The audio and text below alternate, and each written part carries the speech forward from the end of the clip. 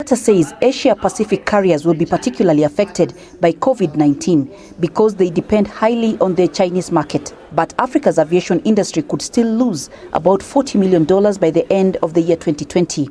We have a public health emergency, ladies and gentlemen, and we must try to keep it from becoming an economic crisis. If we deal with the public health emergency and we are able to solve it, we would be successful in keeping the global economy going. If we fail to contain coronavirus, then we are going to have coronavirus cause us to slip into an economic depression, which will take much longer and much more pain to be able to get out of it.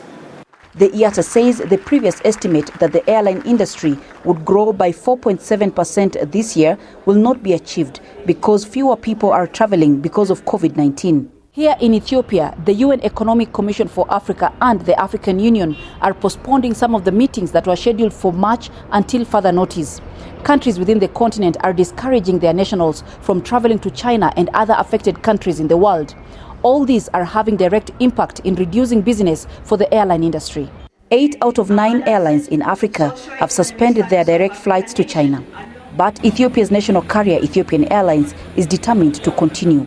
Flying direct to China doesn't mean that we are going to import corona. Because rather, passengers from China can travel to Ethiopia and Africa through various other hubs.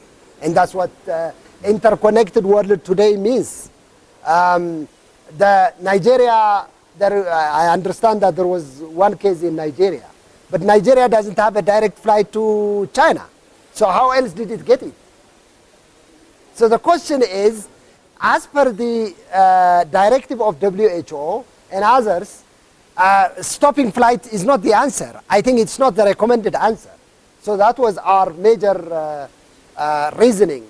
The airline has at least 6 direct flights to China daily, and its chief executive says there are better ways to prevent the spread of coronavirus. Isolating China because it has a temporary problem, I think it's not fair and ethical. And okay, European carriers stopped flying to China, Alan. You and I know that they stopped flight to China. But Chinese carriers were flying to Europe. Yep.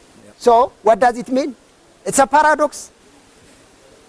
So if the whole purpose of stopping the flight is to prevent corona coming to European cities, then the Chinese carriers were still flying. So what is the purpose of stopping those flights?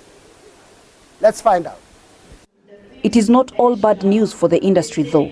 Aviation investors here say lower oil prices should allow airlines to buy cheaper fuel as a result of the crisis.